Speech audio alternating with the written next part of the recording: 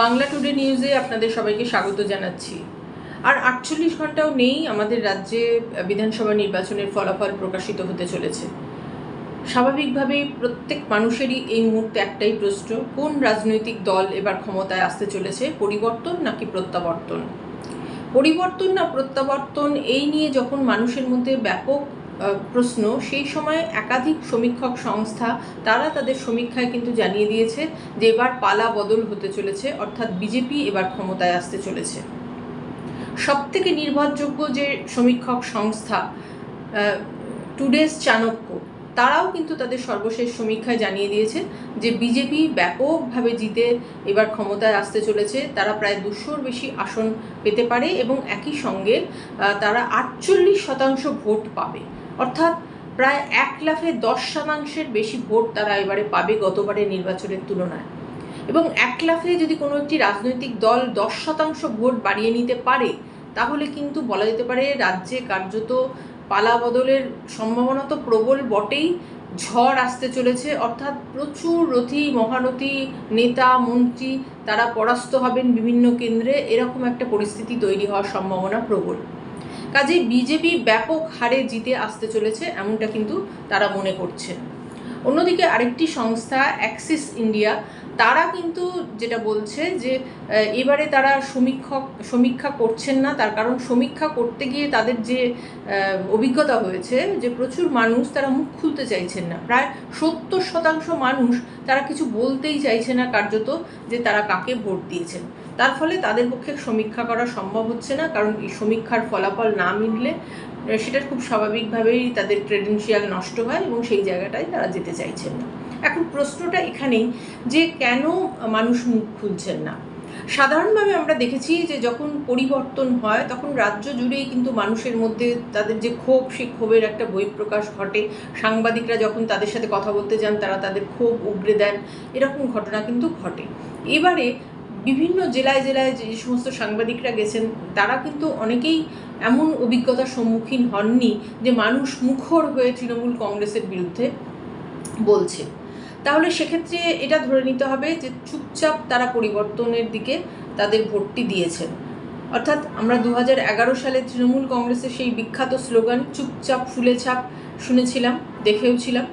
সেই রকম চুপচাপ পদ্মে ছাপ, এরকম একটা বিষয় তার মানে হতে চলেছে। সাধারণ মানুষ চুপ করে আছেন, চুপচাপ তাদের ভোটাধিকারটা প্রয়োগ করে পরিবর্তনের পক্ষে তারা ভোটটি দিয়েছেন, এমনটা তাহলে ধরে নিতে হবে। আরও একটি বিষয়, সেটা হচ্ছে যে মুসলিম ভোট, যেটা তৃণমূল কংগ্রেসের সাথে গত কয়েক বছর ধরেই ছিল, রাতারাতি মুসলিম ভোট কি অনেকটাই অন্যদিকে চলে গেল? যদিও এবার ভোটের আগে থেকেই শোনা যাচ্ছিল যে মুসলিম ভোট ভাগ হওয়ার সম্ভাবনা রয়েছে। এবারে যদি আমরা মুসলিম ভোটের দিকে দেখি তাহলে কিন্তু হিন্দুদের থেকে মুসলিমরা এবার বেশি ভোট দিয়েছেন, 94%-এরও বেশি তারা ভোট দিয়েছেন। অন্যদিকে হিন্দুরা 92%-এর বেশি ভোট দিয়েছেন। অর্থাৎ তাহলে এই যে বিপুল পরিমাণ মুসলিম ভোটার ভোট দিলেন, তারা কি তৃণমূল কংগ্রেস থেকে মুখ ফিরিয়ে নিলেন? সেই জন্যই কার্যত মুখ থুবড়ে করতে চলেছে তৃণমূল কংগ্রেস? এই প্রশ্নটা কিন্তু খুব স্বাভাবিকভাবেই উঠছে। আরও একটি বিষয়, সেটা হচ্ছে মহিলা ভোটারদেরও দেখা গেছে দীর্ঘক্ষণ লাইনে দাঁড়িয়ে প্রচুর মহিলা ভোটার ভোট দিয়েছেন এবং একেবারে সমান তালে পাল্লা দিয়ে কোথাও কোথাও পুরুষ ভোটারদের থেকে মহিলা ভোটাররাই বেশি সংখ্যায় ভোট দিয়েছেন। তাহলে তারা যে মুখ্যমন্ত্রী মমতা বন্দ্যোপাধ্যায়ের সঙ্গে একজন মহিলা মুখ্যমন্ত্রী হিসেবে তাকে তারা অনেক বেশি বিশ্বস্ত মনে করতেন, সেখান থেকে রাতারাতি তারা কি শিফট করেছেন? এই প্রশ্নগুলো কিন্তু উঠে আসছে। একটা বিষয় খুব পরিষ্কার যে শহর অঞ্চলে কিন্তু দেখা গেছে অনেক মানুষই তারা মুখর হয়েছেন, তারা বলেছেন যে এই সরকার পরিবর্তন করাটা ভীষণভাবে জরুরি। এটা কিন্তু শহরাঞ্চলে অনেককেই বলতে শোনা গেছে। হয়তো একেবারে প্রকাশ্যে তারা বলছেন না, কিন্তু নিজেদের মধ্যে আলোচনাতে, ঘনিষ্ঠ বন্ধু বান্ধবদের মধ্যে বা যারা হয়তো চাকরি করেন তারা তাদের নিজেদের কলিগদের মধ্যে আলোচনায় কিন্তু এই বিষয়টাকে সামনে নিয়ে এসছেন। অর্থাৎ পরিবর্তনের পক্ষে একটা ঝোঁক শহরাঞ্চলের মানুষের মধ্যে যে ছিল, এটা কিন্তু বলাই যেতে পারে। এবং বিজেপির বেশ কয়েকটি প্রচার সেটা কিন্তু ব্যাপকভাবে মধ্যবিত্ত এমনকি শিক্ষিতদের মধ্যেও বেশ খানিকটা প্রভাব ফেলেছে, এটা আমরা নজর করেছি। অনেককেই যেরকম বলতে শোনা গেছে যে এবারে হিন্দুদেরকে বাঁচানোর ভোট, না হলে পশ্চিম বাংলাদেশ হয়ে উঠবে আমাদের পশ্চিমবঙ্গ, কাজেই হিন্দুদেরকে ভোট দিতে হবে। বিজেপির যে বিভাজনের রাজনীতি, সেটা কিন্তু অনেকের মধ্যেই প্রভাব ফেলেছে।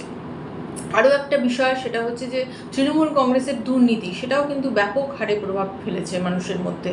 এবং বিজেপি একটা প্রচারকে সামনে নিয়ে এসেছিল খুব বড় করে, সেটা হচ্ছে যে এ রাজ্যের ছেলে মেয়েদেরকে বাইরে চলে যেতে হয়, কারণ এ রাজ্যে কোনো চাকরি নেই, কোনো কর্মসংস্থানের সুযোগ তৈরি হওয়ার সম্ভাবনা নেই, তার ফলে কিন্তু বাইরে চলে যেতে হয়। বিজেপি যদি ক্ষমতায় আসে তাহলে বিজেপি শুরু থেকেই কর্মসংস্থানের সুযোগ তৈরি করবে, সরকারি চাকরি দেওয়ার সুযোগ তৈরি করবে। এই বিষয়গুলো কিন্তু মধ্যবিত্ত শিক্ষিত মানুষের মধ্যে প্রভাব ফেলেছে। কারণ একথা সত্যি যে আমাদের রাজ্যের যে নতুন যে প্রজন্ম, তাদের কিন্তু একটা বড় অংশকেই বাইরে অন্য রাজ্যে চলে যেতে হয়, ব্যাঙ্গালোরে চলে যেতে হয়, কি মহারাষ্ট্রে চলে যেতে হয়। কাজেই এই বিষয়টা কিন্তু বাঙালির মাথায় যথেষ্ট একটা প্রভাব ফেলেছে। এবং বিজেপির যে এই যে প্রচারটা, সেটা কিন্তু তারা মনে করেছেন যে তৃণমূল কংগ্রেসকে পাল্টানো দরকার, তাহলেই কর্মসংস্থানের সুযোগ, চাকরির সুযোগ তৈরি হবে। এবং যে দুর্নীতি, সেই দুর্নীতি কিন্তু সাধারণ মানুষের মধ্যে ব্যাপক প্রভাব ফেলেছে। কারণ সাধারণভাবেই কিন্তু বাঙালিরা তারা দুর্নীতি বিমুখ, দুর্নীতি যে রাজনৈতিক দলই দুর্নীতির সাথে যুক্ত থাকে তাদের থেকে মুখ ফিরিয়ে নেয়। অতীতে কিন্তু এমনটা দেখা গেছে।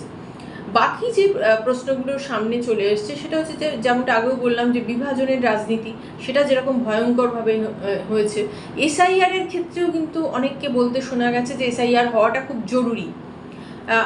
আপনাদের মনে থাকবে যে এর আগেও একাধিক সংস্থা তারা এসআইআর নিয়ে মানুষের মধ্যে যখন সমীক্ষা করেছেন, তখন দেখা গেছিল 66% মানুষ তারা মনে করছেন এসআইআরটা দরকার ছিল। এবং তাদের একটা বড় অংশ বিজেপির প্রভাবে প্রভাবিত হয়ে তারা মনে করেছেন যে বাংলাদেশ থেকে প্রচুর মানুষ অনুপ্রবেশ করে, চোরাপথে তারা ঢুকে পড়ে, এবং তৃণমূল কংগ্রেস তাদেরকে তাদের যে সমস্ত দরকার ডকুমেন্টগুলো দেওয়ার প্রয়োজন, অর্থাৎ আধার কার্ড থেকে শুরু করে ভোটার কার্ড, এগুলো তৃণমূল কংগ্রেস দিয়ে দেয় এবং তারা ভারতের নাগরিক হয়ে ওঠে এবং তৃণমূলের ভোট ব্যাংক হয়ে ওঠে।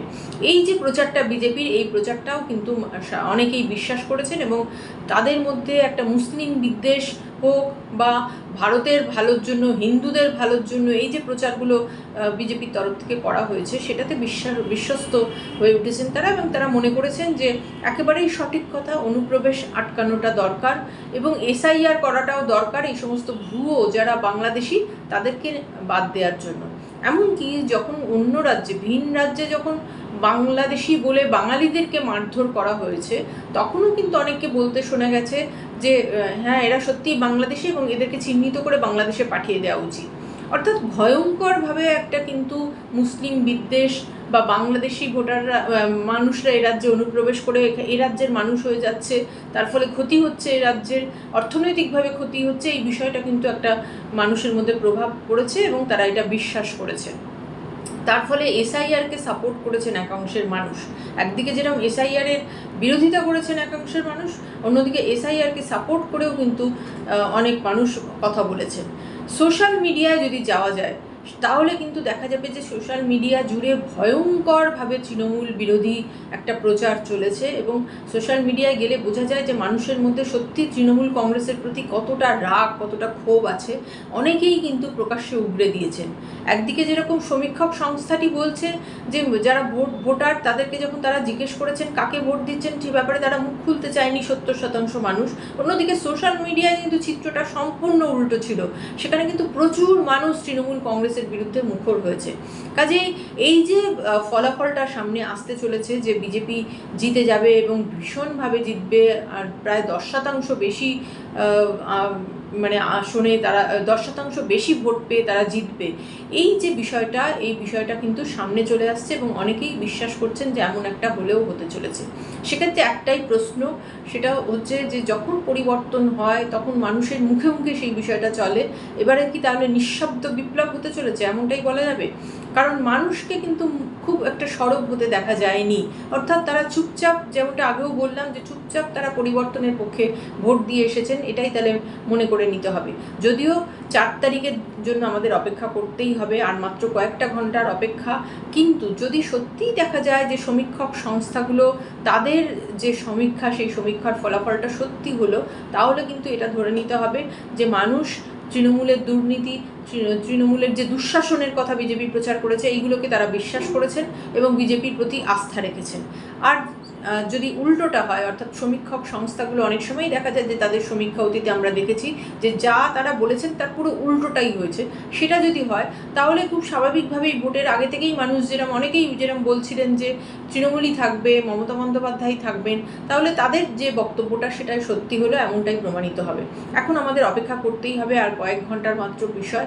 তার জন্য আমাদের সকলেই তাকিয়ে থাকতে হবে যে মানুষ ভোটাধিকার প্রয়োগ করলেন, কার দিকে ভোট দিলেন। তবে হ্যাঁ, এত বিপুল পরিমাণ ভোট এর আগে যে কখনো হয়নি, নজিরবিহীনভাবে এই ভোট, এবং সেই ভোট যদি পরিবর্তনের পক্ষে হয় তাহলে নিঃসন্দেহে একটা কথা বলা যেতে পারে যে তৃণমূল কংগ্রেস কিন্তু খড়কুটোর মতো উড়ে চলে যাবে এবং বিজেপি বিরাট সংখ্যক আসন নিয়ে জিতে আসবে।